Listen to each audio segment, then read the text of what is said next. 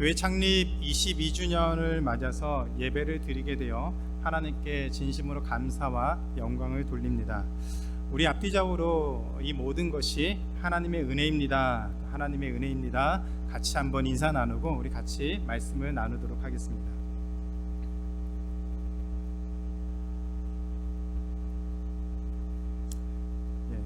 앞에서 찬양도 참 좋았고 또 간증도 참 좋아서 이미 받은 은혜는 다 받으신 줄 압니다. 그래도 제 역할이 있어서 말씀을 같이 나누겠습니다. 요즘 교회 분위기가 참 좋다는 얘기를 많이 듣습니다. 분위기도 좋고 성장하고 있고 더군다나 젊은 청년들이 함께 하면서 점점 활력 있는 또 젊어지는 그런 교회가 되어 가고 있습니다. 그래서 하나님께서 우리 교회를 통해서 무엇인가 하신다는 그런 기대감을 참 많이 갖게 됩니다. 하나님이 지금까지 지난 해부터 1년 반 정도 동안 그 시간을 돌아보면 하나님께서 많은 일들을 해주셨고 또 저희가 그것을 목도했고 또 그로 인해서 앞으로 하나님이 우리 교회를 통해서 하실 일들을 기대하는 것들이 더 커가게 되는 것 같습니다. 그런데 지금까지 교회의 역사, 수많은 교회의 역사를 살펴보면 지금이 우리의 모습을 돌아보고 방향을 정해서 앞으로 나아가야 되는 가장 중요한 때라는 생각이 듭니다. 교회 역사가인 후스토 곤잘레스가 이런 얘기를 했습니다. 우리의 삶과 행동은 원하든 원하지 않든 다음 세대의 역사가 된다고 말했습니다. 우리 조상들, 우리 선배들의 삶의 모습이 그것이 역사가 되어서 우리에게 교훈을 주고 오늘 우리가 살아가면서 생각하는 또 경험하는 그 삶과 모든 언어와 삶들은 우리 다음 세대에게 역사가 된다라고 얘기를 했습니다. 그래서 아놀드 토인비, 잘 아시는 아놀드 토인비는 사람은 나라는 문명은 역사를 통해서 배워야만 살아남을 수 있다라는 얘기를 했습니다. 역사를 통해서 배워야만 살아남을 수 있다. 모든 문명은 많은 도전을 받으면서 성장하기도 되고 쇠퇴하기도 되고 그리고 쇠퇴하는 중에 사라지는 해체되는 그런 과정들을 반복하기 때문에 이런 수많은 도전에 직면했을 때 그 도전을 잘 견디고 그것을 잘 극복하고 잘 세워져 가야만 살아남을 수 있다라는 얘기입니다. 그런데 그것은 일반 문명뿐만 아니라 국가만이 아니라 교회도 마찬가지입니다.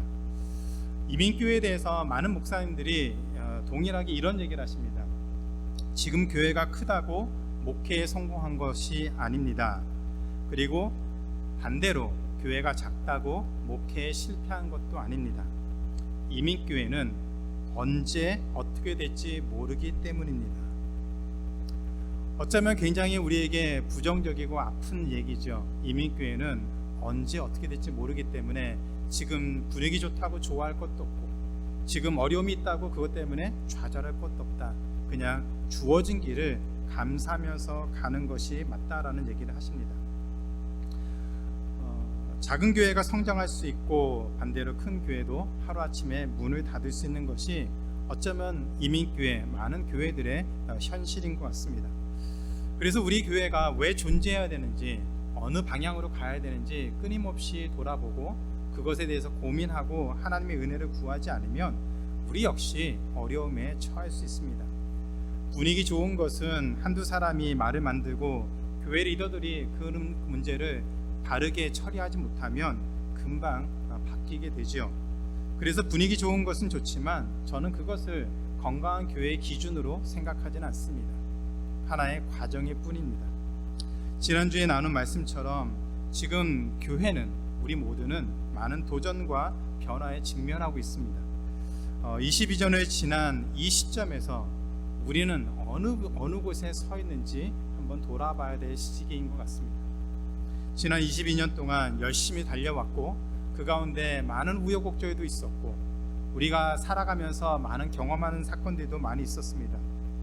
그런 시간들을 지난 이 시점에서 우리는 어느 곳에 서 있습니까?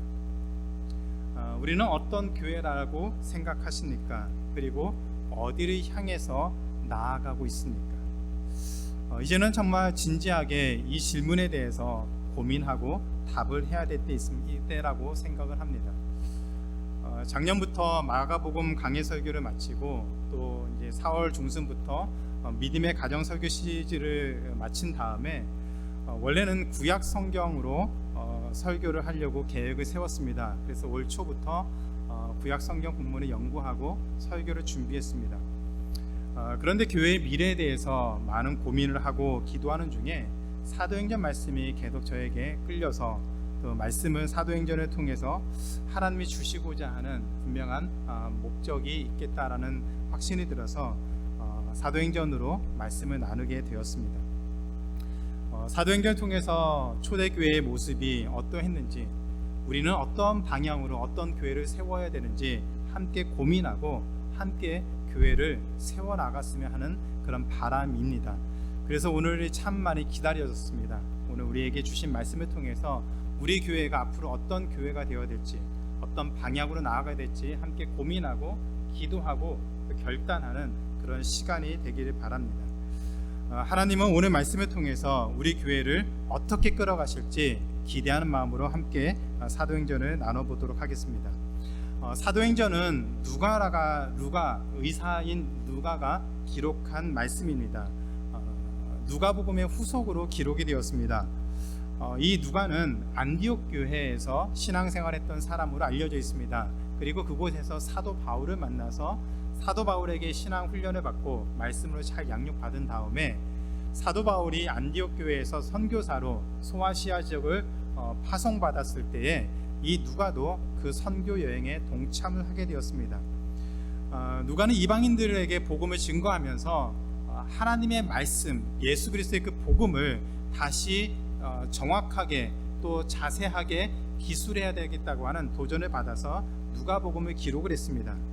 그리고 예수님의 행하심과 가르치심을 교회를 통해서 전해지는 그런 과정을 생생하게 전하기 위해서 사도행전을 기록을 했습니다.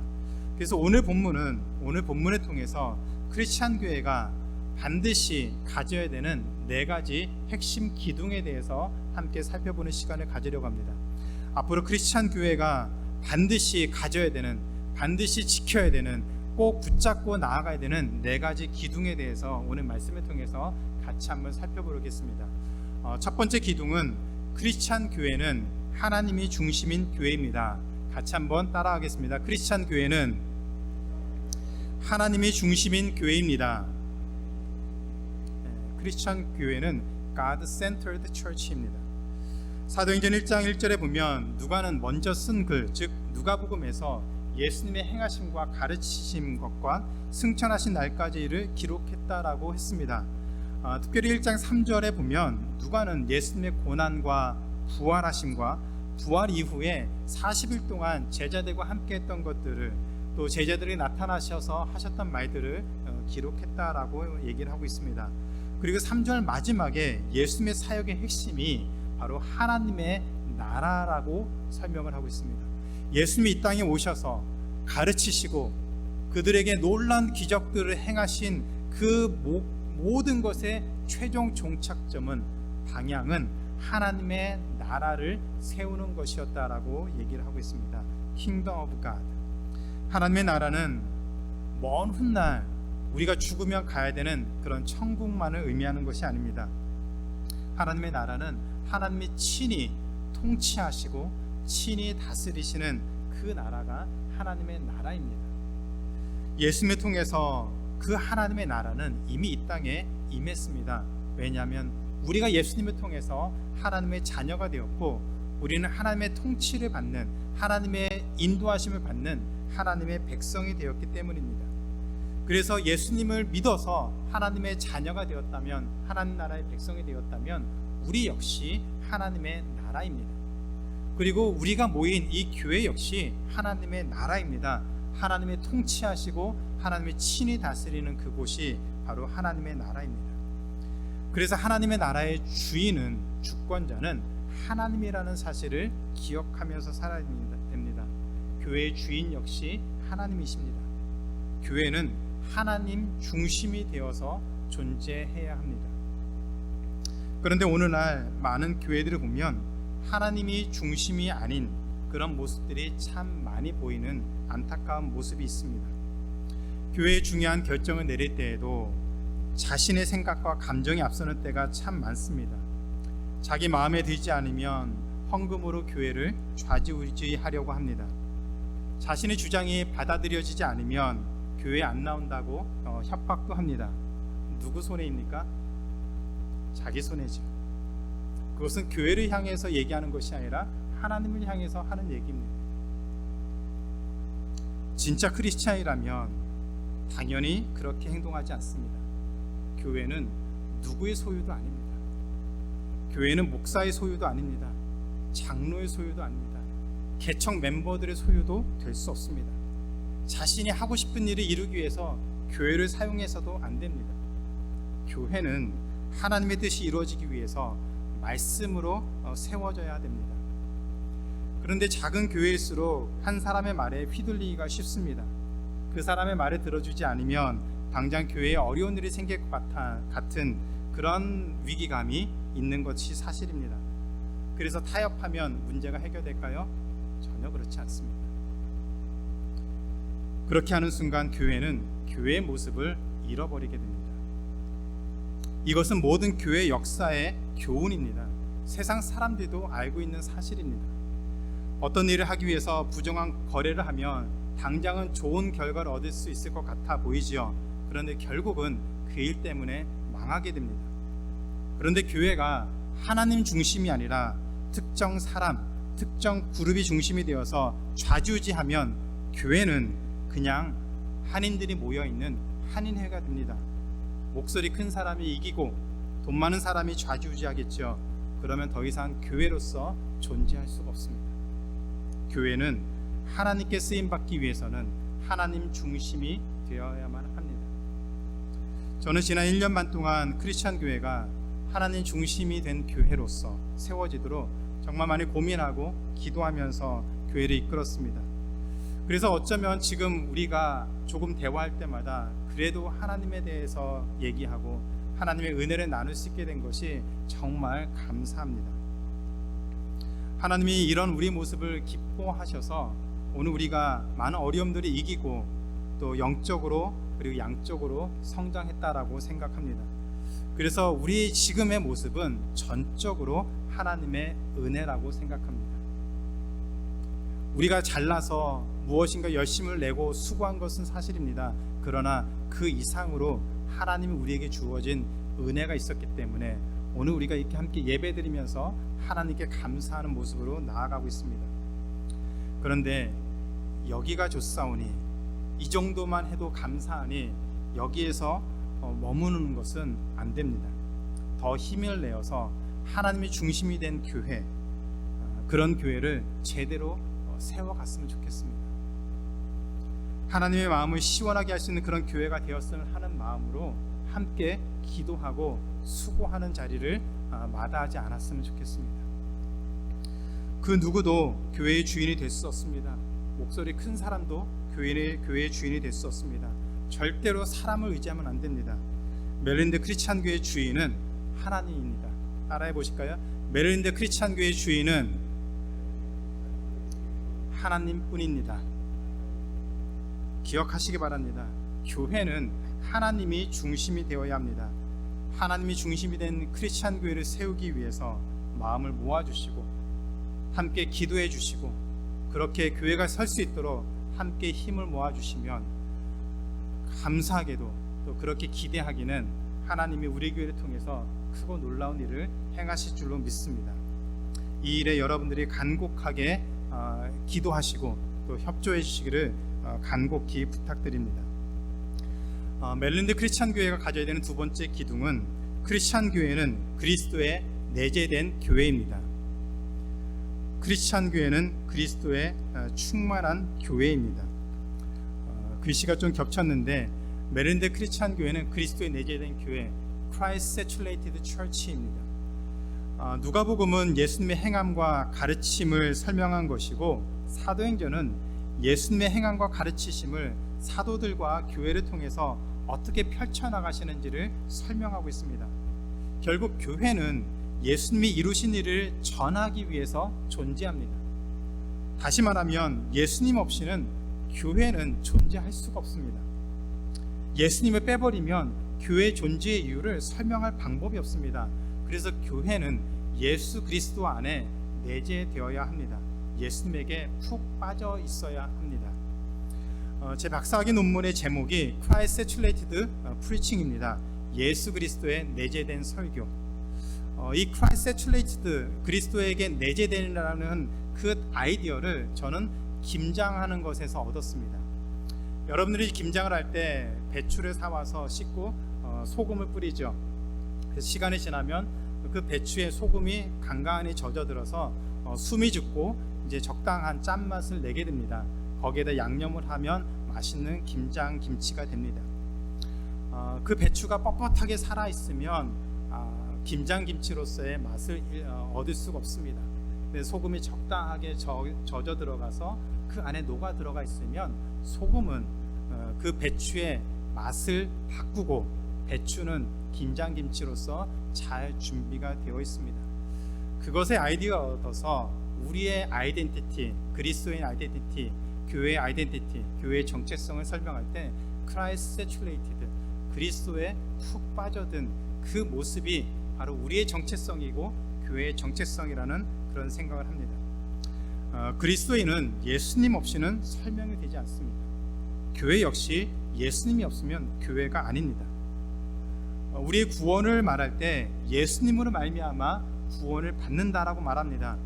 구원받은 자로서 그리스도의 정체성은 바로 예수님으로부터 얻을 수가 있습니다. 우리 교회 이름이 특이하게 크리스찬 처치입니다.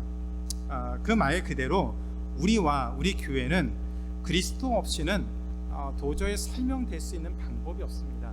그리스도의 뿌리를 내리고 있는 교회이고 성도입니다. 예수님을 빼면 우리는 아무것도 설명할 수 있는 방법이 없고 교회도 예수님을 빼면 설명할 수 있는 길이 없습니다. 조금 과장해서 말하면 누군가가 우리를 툭 치면 우리에게서 그리스도가 툭 튀어나와야 되는 그 정도의 삶의 모습이 바로 그리스도인의 아이덴티티, 정체성이라고 생각을 합니다. 우리의 모든 고민과 삶의 모든 문제가 바로 그리스도와 깊이 연결되어 있습니다. 그래서 그리스도를 통하지 않고는 어떤 것 하나도 해결될 수 없고 어떤 것 하나도 설명될 수가 없습니다. 그것이 바로 그리스도인의 삶이고 교회의 모습입니다. 사도 바울은 이런 교회의 모습을 에베소서 1장 22절 23절에서 이렇게 설명했습니다. 우리 같이 한번 읽어보겠습니다. 시작. 또 만물을 그의 발 아래에 복종하게 하시고 그를 만물 위에 교회의 머리로 삼으셨느니라. 교회는 그의 몸이니 만물 안에서 만물을 충만하게 하시는 이의 충만함이니라. 이 말은 설명이 참 복잡하고 좀 어려운 것 같은데 쉽게 말하면 이것입니다. 예수님이 교회의 머리이고 예수님을 빼면 교회는 시체입니다. 흔히 안고 없는 찐빵이라는 말을 하는 것처럼 교회에서 예수님 빼버리면 아무것도 남는 것이 없습니다. 누구를 만나든 그 사람을 통해서 그리스도를 보게 하는 것, 그것이 바로 그리스도로 말미암아 충만한 교회의 모습입니다. 우리가 행하는 말과 또 행동, 삶의 모습이 그리스도를 통해서만 설명이 되고 이해가 될 수가 있습니다. 만약에 여러분이 교회 다니는 것을 모르는 분이 나중에 여러분이 교회 다니는 것을 알았을 때 그분이 처음 반응, 크리스찬이셨어요? 교회 다니셨어요? 그 말이 부정적이면 문제가 있는 거겠죠. 그 말이 긍정적인 반응이 되어야 됩니다. 당신 같은 사람이 그 반응이 나오면 문제가 있는 것입니다. 역시 당신은 교회 다니는 사람이었군요. 그리스도인이었군요. 하나님의 자녀였군요. 그 반응이 나오는 것이 맞습니다. 우리는 그리스도를 빼고 살아갈 수가 없습니다. 우리의 모든 것은 그리스도와 긴밀하게 연결이 되어 있습니다. 그래서 예수님에게 꼭 붙어서 참된 그리스도인을 살아가는 것, 예수님에게 꼭 붙어서 예수님으로 말미암아 교회다운 교회를 세워가는 것, 그것이 우리 교회가 앞으로 해나가야 되는 목적을 가지고 가야 되는 그 길인 것을 우리가 다 기억하시고 그 일을 위해서 우리 모습을 돌아보고 우리 교회 모습을 돌아봐서 하나님이 기뻐하시는 예수 그리스도에 푹 빠져있는 그런 교회가 되도록 함께 기도하시고 협력해 주시기를 주님의 이름으로 간곡히 부탁드립니다. 세 번째 크리스찬 교회의 기둥은, 크리스찬 교회는 성령님이 이끄시는 교회입니다. 메릴랜드 크리스찬 처치 is Holy Spirit driven church. 크리스찬 교회는 성령님이 이끄시고 인도하시는 교회입니다. 사도행전 1장 4절부터 5절에 보면 예수님은 부활하신 뒤에 승천하시기 전에 제자들에게 이런 당부를 하셨습니다. 사도와 함께 모이사 그들에게 분부하여 이르시되 예루살렘을 떠나지 말고 내게서 들은 바 아버지께서 약속하신 것을 기다리라. 요한은 물로 세례를 베풀었으나 너희는 몇 날이 못되어 성령으로 세례를 받으리라 하셨느니라. 성령을 보내주신다는 것은 예수님의 약속이었고 하나님의 약속이었습니다. 그래서 예수님은 성령님이 오실 때까지 기다리라고 명령을 하셨습니다. 그리고 1장 8절에도, 사도행전 1장 8절에도 예수님이 증인의 삶을 살라고 하셨는데 그 시작을 오직 성령이 임하시면 그 이후에 우리가 증인으로서 살 수 있다라고 하셨습니다. 성령이 임한 다음에 우리는 증인으로서 예수님의 복음을 증거하는 증인으로서 살 수 있다라고, 살아야 된다라고 하셨습니다. 예수님의 복음이 전해지고 교회가 세워질 때 성령이 인도하심에 따르는 것은 매우 중요합니다. 개인의 삶뿐만 아니라 교회 역시 성령이 주도적으로 이끌어 가야 합니다. 하나님이 중심된 교회를 세우기 위해서도 성령의 인도하심은 매우 중요합니다. 성령의 인도하심이 없이는 우리는 절대로 하나님이 기뻐하시는 교회를 세울 수가 없습니다. 성령의 인도하심을 받아야 우리는 비로소 하나님이 기뻐하시는 교회를 세울 수가 있습니다. 그렇게 하나님의 성령 인도하심에 따를 때 사도 바울은 우리가 삶을 통해서, 교회를 통해서 성령의 열매를 맺는다는 것을 강조하고 있습니다. 그래서 갈라디아서 5장 22절부터 24절은 성령의 열매 맺는 삶을 이렇게 설명하는데 같이 한번 읽겠습니다. 시작. 오직 성령의 열매는 사랑과 희락과 화평과 오래 참음과 자비와 양성과 충성과 온유와 절제니 이 같은 것을 금지할 법이 없느니라. 그리스도 예수의 사람들은 육체와 함께 그 정욕과 탐심을 십자가에 못 박았느니라. 성령의 열매는 성령의 인도하심을 받을 때에 반드시 맺는 당연한 열매입니다. 교회가 성령의 인도하심을 받으면 당연히 하나님이 기뻐하시는 열매를 맺을 수밖에 없습니다. 저는 건강한 교회라면 반드시 잘한다고 생각합니다. 건강한 교회, 성령의 인도하심을 받는 교회는 반드시 잘하고 성장한다고 생각하고 믿습니다. 성령의 인도를 받으면 하나님이 기뻐하시는 교회가 됩니다. 하나님이 우리 교회를 통해서 지난 시간 동안 많은 일을 행하신 것을 보면 하나님 우리 교회를 기뻐하신다는 생각을 합니다. 그래서 더 기도하게 됩니다.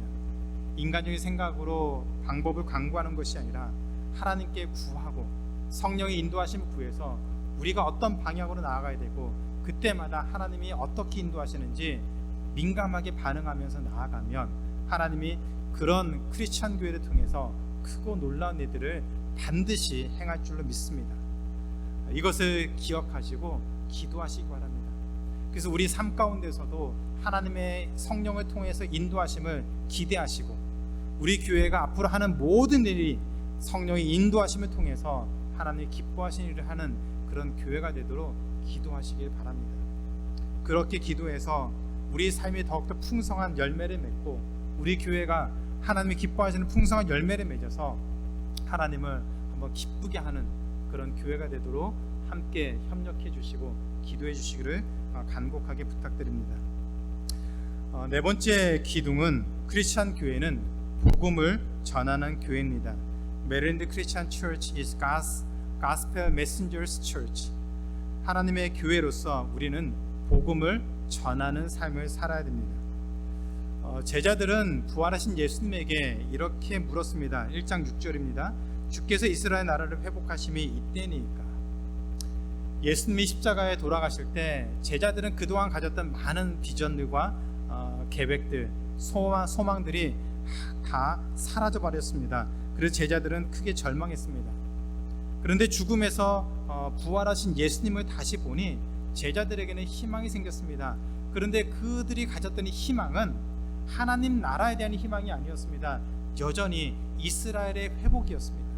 다윗과 솔로몬이 그 찬란하게 세웠던 그 나라, 그 왕국을 다시 회복하는 거였습니다. 그래서 예수님에게, 죽음에서 부활하신 예수님에게 그 나라를 세우시는 것이 이제입니까? 이제 그때가 되었습니까? 라고 물었습니다. 그때 예수님이 때와 시기는 아버지만 아신다라고 말씀하시면서 8절에 이렇게 말씀하셨습니다. 오직 성령이 너에게 임하시면 너희가 권능을 받고 예루살렘과 온 유대와 사마리아와 땅끝까지 이르러 내 증인이 되리라 하시니라. 지난주에 나눴던 말씀처럼 하나님의 창조 명령은 그때부터 처음부터 지금까지 한 번도 바뀌지 않았습니다. 땅끝까지 흩어져서 그곳에서 하나님의 형상으로 하나님의 말씀을 가지고 그곳을 모든 생물을 다스리라고 하셨습니다. 그런 하나님의 명령은 지금까지 한 번도 변하지 않았습니다. 인간이 타락하고 변했을 때 그럼에도 불구하고 하나님은 하나님의 창조 명령을 끝까지 붙들고 가셨습니다. 그리고 부활하신 예수님도 땅끝까지 복음을 증거하고 그곳에서 제자를 삼으면서 살라고 하셨습니다. 그 말씀을 다시 반복해서 하고 있습니다. 예루살렘으로부터 시작한 이 복음이 온 유대와 사마리아를 넘어서 땅끝까지 전하라고 말씀하셨습니다. 예수님은 이 일을 이루기 위해서 교회를 세우셨습니다. 그렇다면 교회는 예수님의 복음을 전해야 됩니다. 우리 교회가 존재하는 가장 핵심, 가장 중요한 이유는 바로 복음을 전하기 위해서입니다. 우리가 살아가는 가장 중요한 이유 역시 복음을 전하기 위해서입니다. 교회가 존재한 이유는 처음부터 하나였습니다. 복음을 전하는 그 사명을 감당하기 위해서 교회는 존재합니다.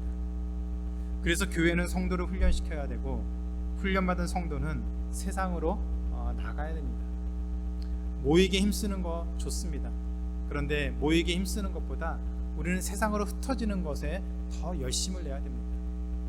우리 가족뿐만이 아니라 우리 이웃에게, 우리 직장 동료들에게, 우리 주변 사람들에게 하나님의 복음을 들고 우리는 흩어지는데 더 열심을 내야만 합니다. 하나님은 계속해서 흩어지라고 명령하셨습니다. 물리적인 공간뿐만이 아니라 많은 사람들에게로 흩어져야 됩니다. 계속해서 새로운 만남을 가져야 됩니다. 그렇게 해서 복음을 전하면서 살아야만 합니다. 사도행전 1장 11절에서 예수님이 하늘로 승천하실 때 그 모습을 멍하니 바라보고 있는 그 제자들에게 천사가 이렇게 얘기했습니다. 갈릴리 사람들아, 어찌하여 서서 하늘을 쳐다보느냐? 너희 가운데서 하늘로 올려지신 이 예수는 하늘로 가심을 본 그대로 오시리라. 무슨 얘기입니까? 어떠라고 있느냐? 왜 예수님이 하늘로 올라가신 그것을 쳐다보고만 있느냐?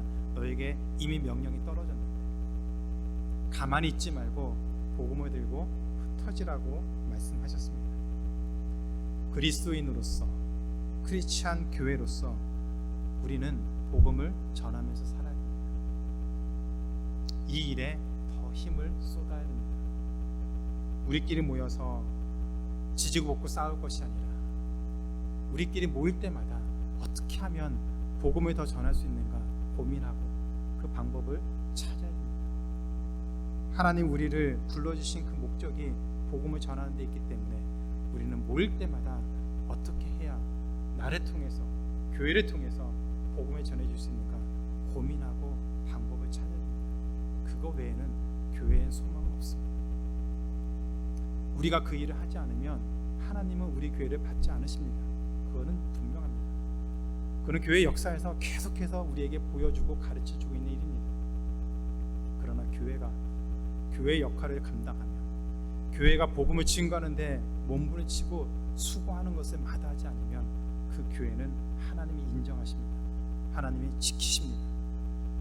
우리 교회를 지난 22년 동안 하나님이 지키셨다면 그 이유는 단 하나라고 생각합니다. 우리에게 아직 그것을 기대하고 있다라고 생각합니다. 하나님이 우리에게 복음을 전할 것을 기대하고 아직도 그것을 기대하고 있기 때문에 우리 교회를 지금까지 지키신 것이라고 믿습니다. 그렇다면 우리가 해야 될 것은 하나입니다.